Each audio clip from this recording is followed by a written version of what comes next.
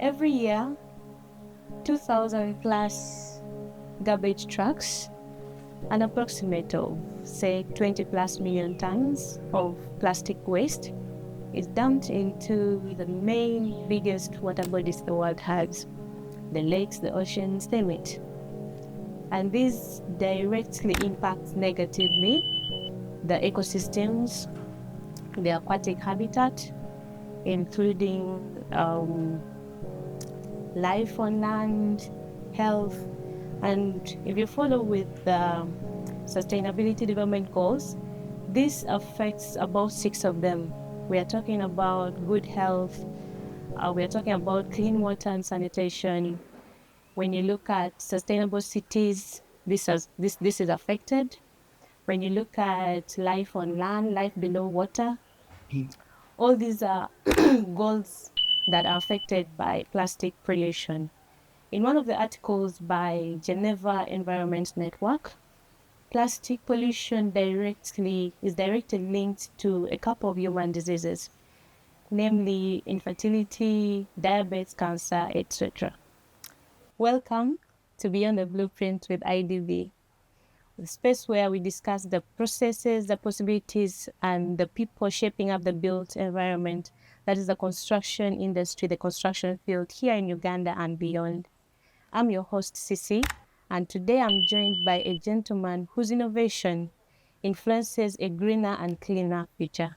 Mr. Peter, you're most welcome. Thank you. Glad to be on this platform. Yes.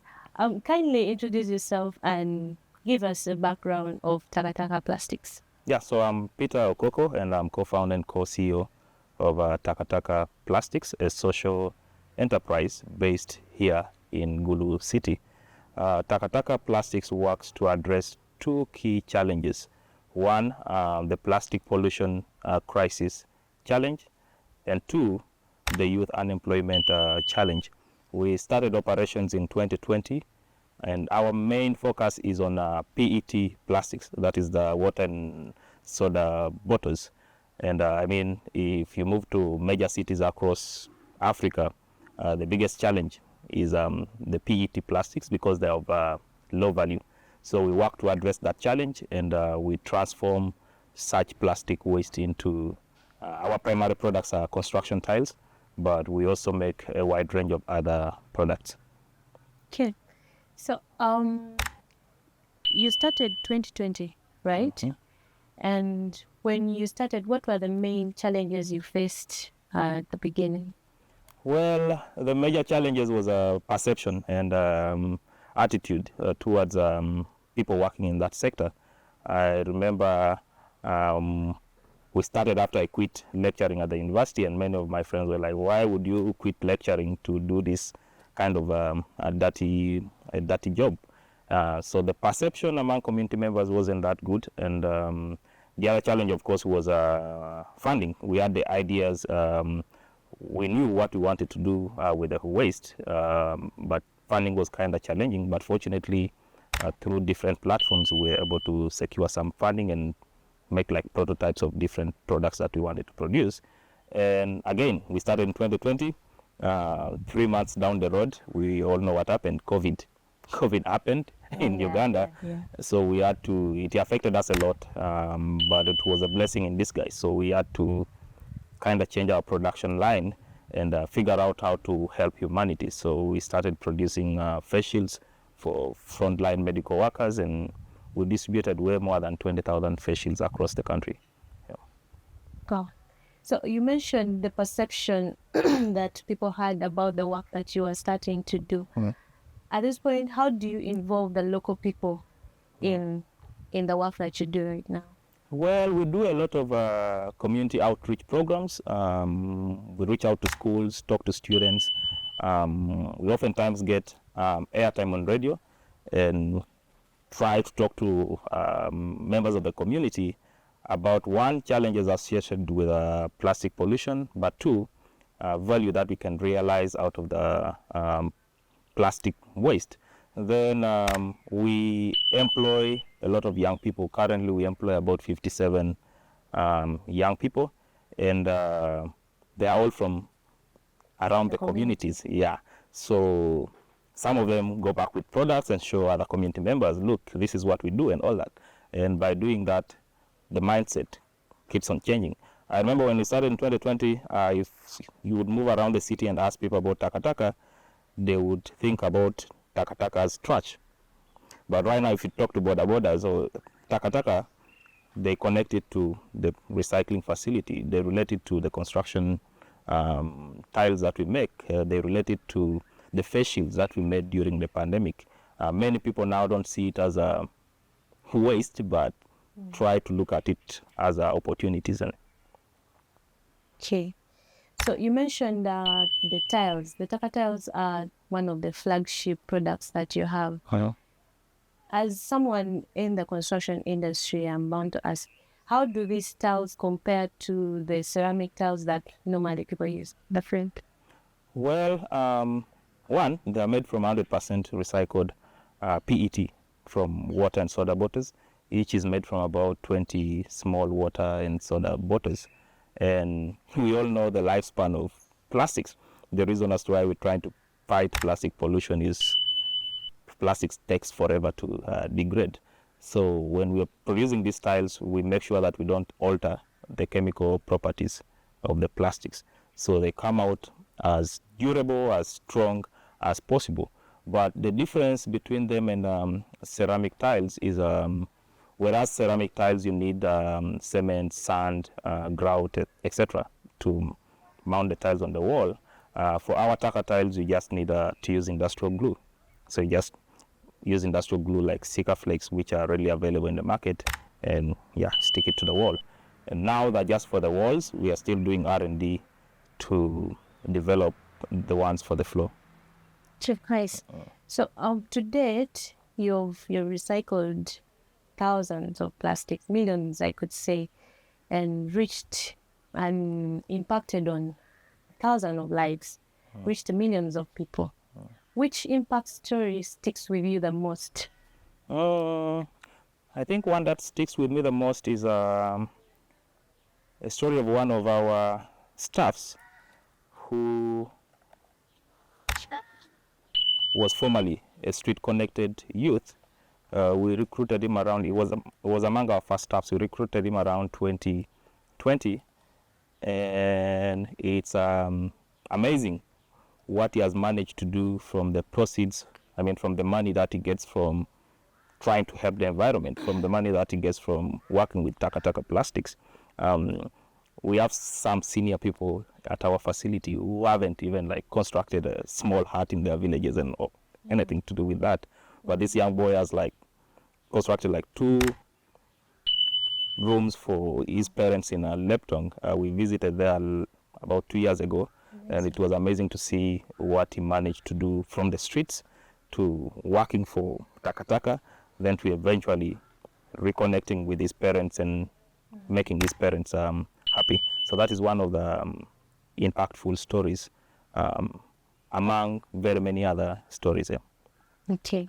So in the process of production, could you briefly give us Oh yeah, production, well, I'll start from where we get the plastics. We've set up what we call plastic banks in the communities. We have more than 70 plastic banks where members of the community drop in their plastic bottles. We also have about 200 community collectors, people who have formed groups and they collect plastics and then sell the plastics to us. We pay them for the amount of plastic bottles they've collected.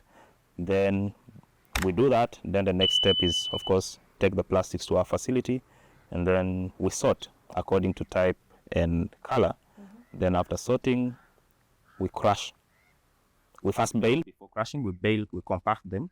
Then after that, we crush the plastics into flakes, and then we wash. We wash the plastics. Then we go through another process where we separate, because when we're crushing, we crush the bottles together with the rings. It's very work intensive to remove the rings. So we go through another process that separates the rings from the PET plastics. Then we dry, then we do some more pre-processing. Then we produce the tiles from the plastic bottles. Then the bottle caps and other plastics, we transform them into plastic sheets. that we can then cut to make a wide range of other products. So I believe melting and molding are two of the processes in production. Yeah. How do you and your team ensure safety of your production team members? Yeah, we did a lot of research prior to starting the initiative, and I mean, different types of plastics melt under different conditions, different temperature ranges. So all our machines that do the melting have controllers. So we know that, okay, when we're handling PET, it's supposed to be between this temperature range. So we control that to make sure that we don't burn the plastics. So in our processes, don't produce any fumes because we are controlling the temperatures. Secondly, because we handle different types of plastics separately. If you mix the plastics and you want to handle them at the same time, because of the different melting temperatures, they end up burning and all that. So we handle them separately under controlled conditions, and yeah. Okay. Earlier you mentioned that you work with some of the street youth and other people in the community. How does this affect your or impact your organizational culture? Like, some of these people are people who have initially not had any guideline on how to live, and now you brought them in to your production team. How does this impact on your organizational culture? Well, we do manage. We get some of the team members, the former Street Connected Youth, from an organization that I co-founded before Takataka called #Gulu. Okay. So already from #Gulu, they're given some counseling sessions. They are kind of rehabilitated. But we do that again at Takataka Plastics. So when we bring them on board, we have a full-time counselor. And I mean, trauma is a big issue in northern Uganda, and many people don't talk about it. So at Takataka Plastics, we're like, beyond just giving the job, the mental well-being of the employees is also important. So we have a full-time counselor. They do one-on-one sessions every Thursday after 3. We have a team session with everyone, irrespective of your educational background or the department you work in. And so we do that, and that has helped a lot for them to adapt into our culture as Takataka Plastics. Amazing. So, where should we expect Takataka Plastics in the next 5 years? Next 5 years. Are we looking at any branches opening up, or are there already branches opened up elsewhere? Kampala, Nairobi, out of East Africa? At the moment, we have an office in Kampala. We are establishing our permanent facility in Koro, about 10 kilometers from Gulu City. It's on 5 acres. And in 5 years, I anticipate that we'll be able to collect plastics from most districts and cities within northern Uganda. Let's say Kitgum, Ndira, we'll also reach as far as Arua and be able to process them from our facility in Koro. 5 years, we also look at establishing a training facility where we already getting students from different institutions within Uganda, but also internationally, coming to learn about our work and to get inspiration. So we anticipate that in the next 5 years, we'll have an institution where we train young people on entrepreneurship, things to do with design thinking, general circular economy, and so forth. Yeah. Okay, nice. So, apart from the Taka tiles, your team also produces pot plants, furniture, household furniture, and a lot of other products. Which of these products do you see scaling up after the tiles? I see Taka slates, the learning aids, and we've started producing board games as well. I see those scaling up really fast. Those are my favorite, and they're already doing amazing in the market. Yeah, so the slates are for kids to learn how to write instead of doing it the old traditional way of like writing on the ground or on small chalkboards. Then we have games where they play using a die or dice, and it teaches them. They play while learning multiplications, additions, and all, and other arithmetics. So I see those as scaling up really fast. Okay. Seeing that you're dealing in products that are used by people, and there's bound to be standards that you have to abide by. How do you work with UNBS, the standards house you in Uganda, to ensure that the products you let out are to the standards required? Okay, yeah, we've already started working with them, especially on the tiles. I mean, the tiles are relatively new in the market, Yes. and yeah, UNBS had no standards, but other countries do have standards for plastic tiles and so forth. So we've been borrowing standards from the US and some European countries, and first conducting some tests ourselves in-house, but two, also sharing with UNBS. So we are working closely with UNBS to bring forth these standards that will not only benefit Takataka Plastics, but other ventures that are interested in doing the green business. Yep. Yeah. Wow. Thank you very much, Peter. Now, one of the last questions that I have, if every household all over the world, in Uganda and all over the world, had to do one thing different, what would you recommend they do? I would recommend reuse. Oftentimes, members of households go to the market, buy stuffs in a kavera, bring the stuff to their homes. Yeah. Then the next day, instead of going back with the same kavera, they will go back to the market without a kavera, then bring another kavera.